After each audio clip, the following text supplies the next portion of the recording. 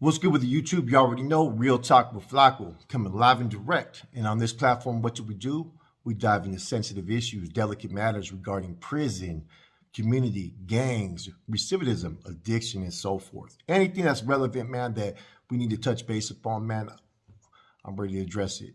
So today, man, the title, as you can tell, man, is I want to talk about when my life started to change from being a regular gang member into elevating myself to a whole different stature out there in the streets, which led me to prison and which led me to a mindset that took me down a whole criminal path of where I went from just being a regular gang member that was out there associated with the homeboys, kicking it, putting in work, tagging, doing little licks and so forth and partying, to someone who wanted to be out there a beast, a shooter, a hitter, who wanted to take it to the next level. And I think it's important for kids to recognize, and anybody that's been down that path, to realize where this life could take you, where you may start in the beginning, just associated with it, just for fun or for recognition, to where, how you build yourself into somebody else.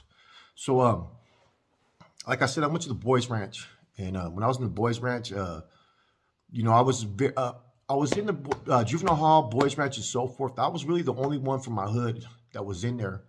And so I'm around all kinds of homeboys from different barrios, from like Balmas, Capitol Park, Mas Locals, VNH, all these known hoods out there, man. Even some smaller hoods like Vital Catorce Locals, L&L's, Lockridge, Gilroy as well, Eastside Gilas, OSP, Morgan Lomas, Vital Villasol. You start to get to know people, and you start to build a reputation. A lot of us later on, some of us became really affiliated as far as in the game, like Steve Gutierrez, Black Steve from 12th Street, Clayton Clark, Shorty from San Grande, Ben Happy Mendez. These are all dudes that I did time. Happy Robert Perez from L&L's. A lot of us, got involved later on in the lifestyle. And me looking back, I can kind of recognize the direction where every one of us was going, because some of us were on a different level as far as ego-wise and commitment-wise. And so, I was in there. I would get into it sometimes with homeboys from other cities, from San Jose sometimes, because I was from a small city. And, you're always being tested, especially when you have no homeboys or no nothing, you know what I mean? So, but I also started to build relationships with people, putting in work, getting down, getting busy. It wasn't uncommon. The one thing that I had to do was stand on my own 2 feet as a man, which changed the element, because a lot of people rely upon their barrios, their hoods. And I wasn't in there able to rely upon my hood. You know what I'm saying? I was in there solo. So everything I had to do, from, catching the assault with a deadly weapon in juvenile hall, to fighting numerous sureños, to even fighting homeboys in there, those are things that I had to do. You know what I'm saying? And to be looked at with some type of, I'm not going to say admiration, but respect. You know what I'm saying? That's what it all comes down to, is being recognized with respect. So, I get out the county jail, you know what I'm saying? And my head's on swivel out there in the streets. There's a lot of stuff going on, man. And a lot of my older homeboys had moved to San Jose. They were working. Some had got locked up. And, it was a little bit different, man, because I was seeing a lot of the youngsters from Barrio Milpas Norteños, right? And for a while, I started jamming these kids up everywhere I went. A few of them I punked out there. One of them I ended up having to slap one time, you know what I mean? Just over little rumors and shit. But then finally I made a couple, man, I jammed up, man, and I took a liking to, you know what I'm saying, which was the homeboy Joe and homeboy Ozen and other individuals. So I started kicking it. They were in the hood. And, I'm out there looked at more as an older cat to them, but I'm only 18. You know what I'm saying? So I'd bring certain homeboys from the hood that were my age, me, Rascal, homeboy Capone, and so forth. And at that time, there was an apartment complex called Indian Hills. And at that time, there was some special program that they were allowing certain family members from LA to get away from the gang lifestyle. And they moved into those apartment complexes. So we went from never, ever having any sureños in Milpitas, right? So we already knew about the sureños in San Jose, Polkaway and Cadillac Drive and William Street and all this stuff, man. And that's in Gramercy. I mean, we used to go over there and just look for them sometimes and go put in work. You know what I'm saying? Now we had them in our own neighborhood. And these cats were not from like San Jose. You know, they were tagging some cats tagged 18th Street and some other vitals we never even heard of. Like right next to our hood, it was just everybody knows Indian Hills is over here, and we had homeboys later on that lived over there, but our apartments was all here, Edsel to Dempsey Road, and we started hearing about that they were deep, and we started to see them here and there, man. And you know, we tried to run up on this one dude named they called him Pito Loco. First, we caught him one time, me and the homeboy Chore, and we smashed on him. So we were catching him. And another time we tried to catch him again, and he pulled out a shotgun. He was hidden behind a car, and he pulled out a shotgun. It's all right. You know, and stuff was going on like that. And then, so one day I'm with the homeboy Wino from Horseshoe, Dennis Ortiz, right? And he used to come and kick it all the time. And we were with some other cat named Andy Maldonado, Joker from BMN. You know what I'm saying? And what ended up happening is that we were driving on Calaveras, Park Victoria. I was coming out Park Victoria. I mean, Calaveras coming from going east towards like Calaveras to make a right. And when I made a right, I seen that carload of Sureños we had been looking for, and they were older cats. You know what I'm saying? So at this time, I was just putting in work on anybody, any Norteño, any Sureño. I wanted that recognition. So on instinct, man, I'm one of those ones that used to just, I rush you. I don't hesitate. I don't stop. So this is like a really busy street, Calaveras and Park Victoria. So I hit the car and park.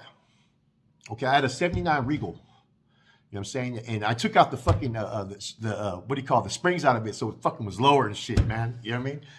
And I hit the car and park, and I just fucking jumped out the car. And this is like a main intersection, and it's broad daylight. And I just rush up, and I fucking, the dude goes to open the car, and he's a big dude, older cat. You know what I'm saying? So I start taking off on dude, bang, bang. And he tried to reach for something at first. And so I'm taking off on him on the car, boom, boom, but I'm all by myself, and there's a couple of them. They get off the car. Now, Wino from Horseshoe, he's down. He watches the channel sometimes. He can confirm all this stuff I'm saying, man. He gets out the car eventually. It took him a while because he was drunk, and he was trying to get off his seatbelt. By then, I'm finding this big dude. Now, I'm a scrawny little kid at the time. Dude comes from the side, this other Sureño, and he hits me, bam. So next thing I got 2, 3 dudes, boom, I drop. And next thing you know, I'm like this and stuff. And he gets out and he starts fighting with one dude.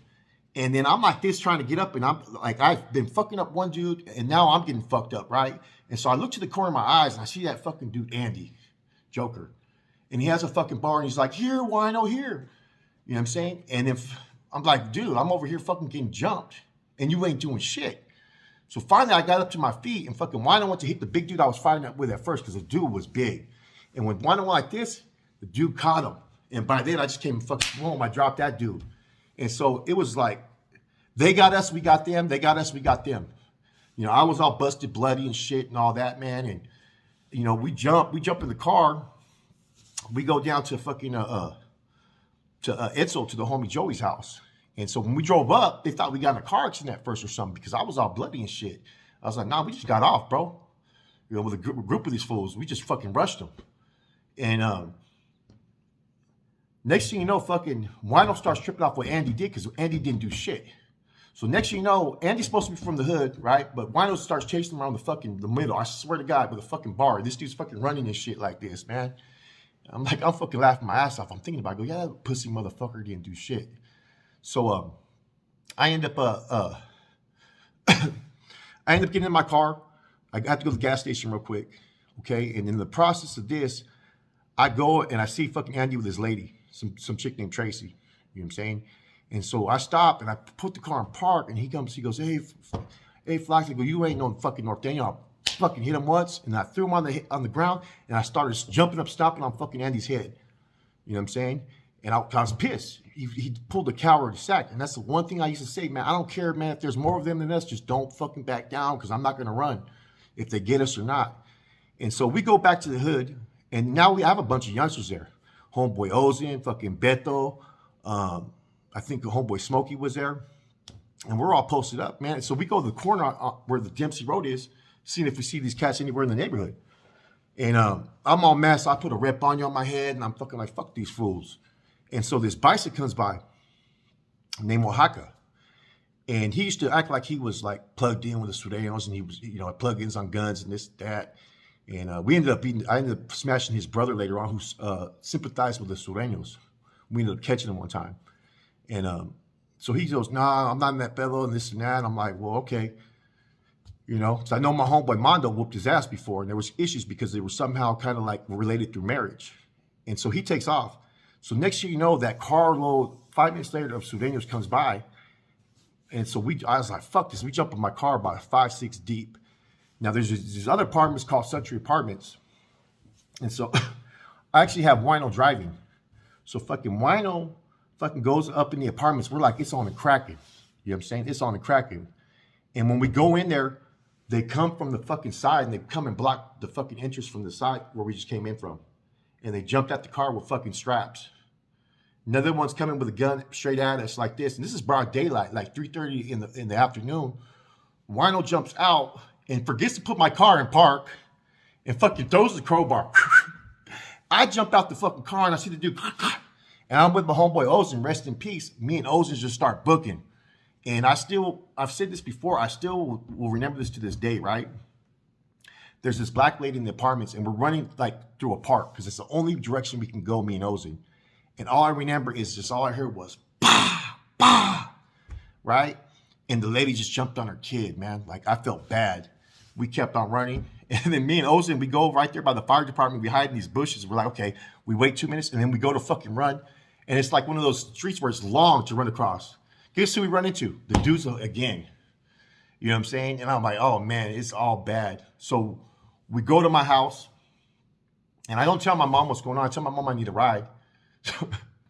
So my mom goes to pull up to the location so I can get my car, right? And there's cops everywhere. You know what I mean? There's bullet casings everywhere. They shot my fucking tires up and they started, you know, the chalk, they started circling the fucking things and taking pictures, and they put the homeboy Ozen in handcuffs because he was on house arrest, but he lived in those apartments right there. And the cops interrogated me, and it was in the newspaper that fucking, you know, that I got shot up. I don't know who my friends were, and I don't know who the fucking victims were. It was just a stupid statement. It was in the newspaper. Like I didn't know nothing. I told them. So I was like, all right, it's on the crack it. So I was dating some chick from San Jose at that time. But she lived in Milpitas, and she's got killed in Salinas, actually, I heard, named Valerie. They called her Flaca. Somehow I think the hit was related to something that wasn't too good. Anyway, so I go to, she gets a strap from her friend who, her dad's a wood that did time of the pin. So that's when I had a little 22, little Ruger. And the thing with the gun was, is every time I shot, I'd have to cock the motherfucker back, and it would kick off the one I shot, and it'd kick off the fucking casing. A fresh one. So, you know what I mean? So the next day I went, shot their house up. You know what I'm saying? Me and the homeboy fucking, I think Joey was there. I think the homeboy Smokey and someone else was there. And so it was back and forth, you know. And then the time they drove up, I shot some of these cats. They had a Cadillac with a Continental kit in the back. Boom, I rolled up on a bike. Pop, pop. And it was broad daylight. Next day we catch one slipping, going down the street. They were shooting back. And it kept on becoming vice versa. And what I'm getting at with this story is now it became so easy to do a shooting. You know what I'm saying? And these shootings were happening in broad daylight in a small town, which usually you maybe have 1 or 2 shootings that are gang related a year. Now we're having like 4 or 5 that are occurring in the week.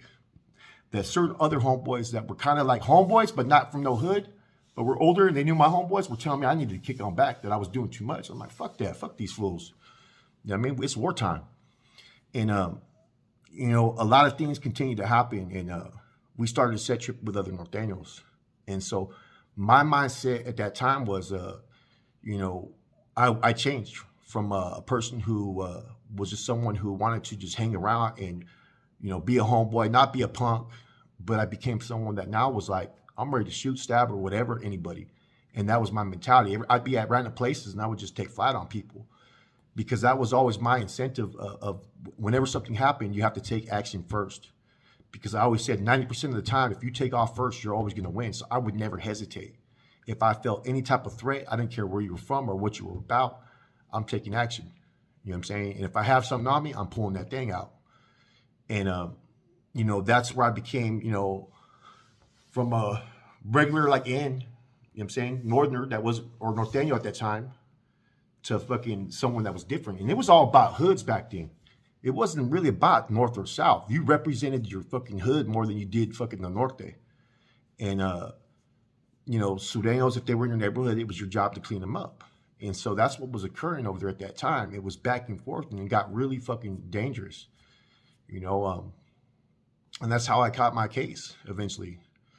Was I got so used to doing shootings in broad daylight and not getting caught, that we had some funk with a particular hood, man. And I'm not disrespecting them because the shit happens. It goes both ways. And it was like 3 different hoods: VMC, which is Mostyn Gone, Crazy and Ruthless, and some other hood.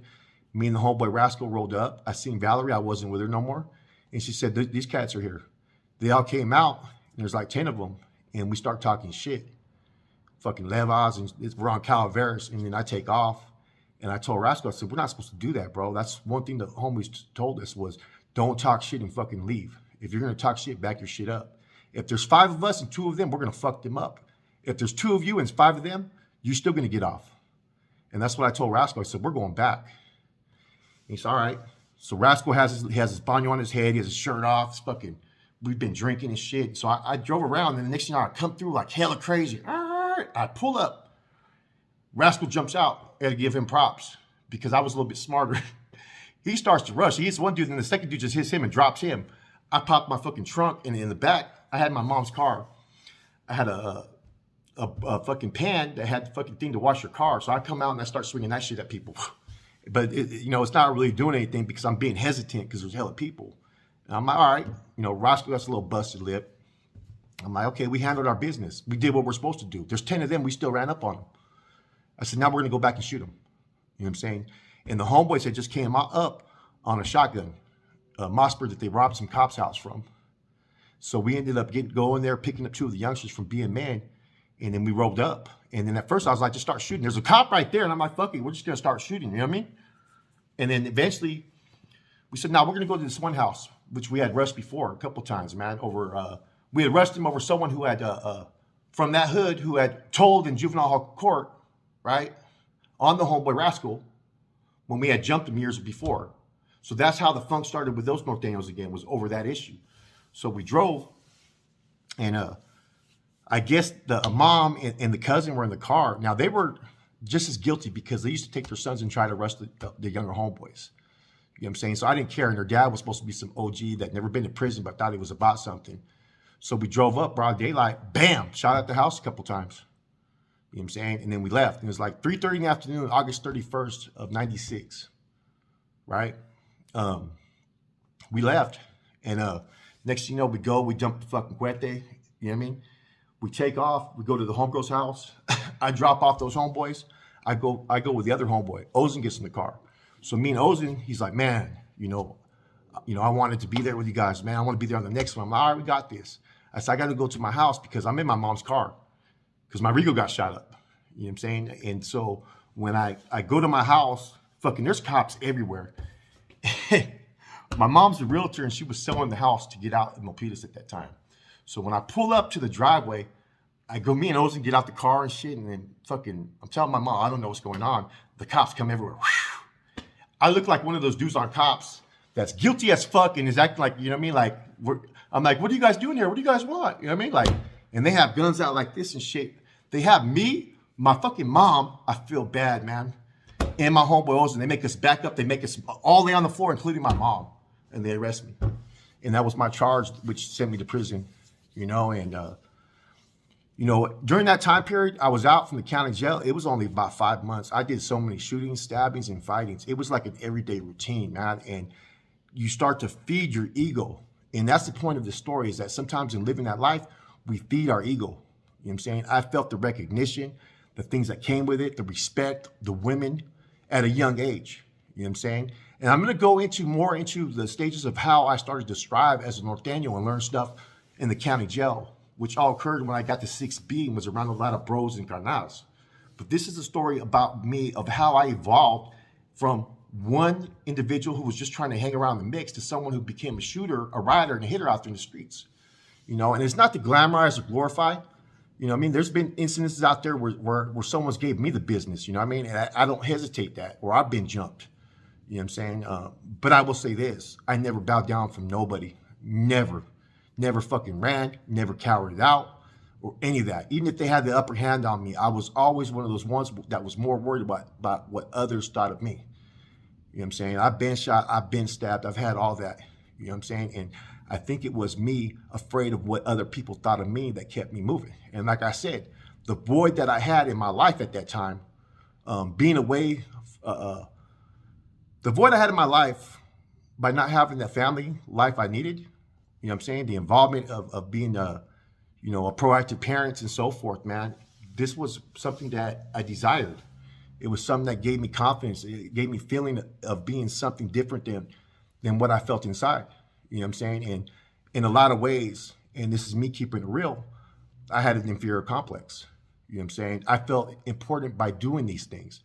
This is why I lived that life, because it was the one avenue that I felt that gave me the incentive and feeling some sense of importance. I didn't feel important in the regular world, but I felt important in this world. And see, this is the whole message in the story is how can an individual evolve from just trying to be cool and hang out with homeboys to going from that stage to now being a fucking gangster. You know what I'm saying? And it's not to brag, it's not to boast, but I mean, anybody who knows me from back in those days ain't gonna lie about what I say. There was a transition in me. There was an evolution. I escalated into somebody that was a beast out there, but I wasn't always that person, if that makes sense. Never a punk, never none of that, but I became someone different because of what I sought, what I seeked, which was the recognition, which was to feed that ego. And it's the same reason why people are sent to statuses and so forth. Everybody got a big ego. Everybody wants to be recognized and respected, especially in this lifestyle. Anyways, man, just a little story. I mean, there's hella stories in between, man. I mean, so many shootings during that path and stabbings and jumpings and, riots and melees that occurred just within that 5-month period I was out there. You know what I'm saying? I mean, I was putting in work hard, and I had all these youngsters starting to put in work. And I was a big influence and impactful on a lot of their lives as far as how we were supposed to do things out there in the streets. And that would also take course when I got out of prison and I had status. I was doing the same thing. I've always been a leader, but I used to lead by my actions. But in the beginning, I wasn't a leader. I was a follower. To where the homeboys I looked up to in my hood started to look up to me now. I was their big homie now. I was the one that had status, but it wasn't always like that. Anyways, it's your boy Flacco. I'm out.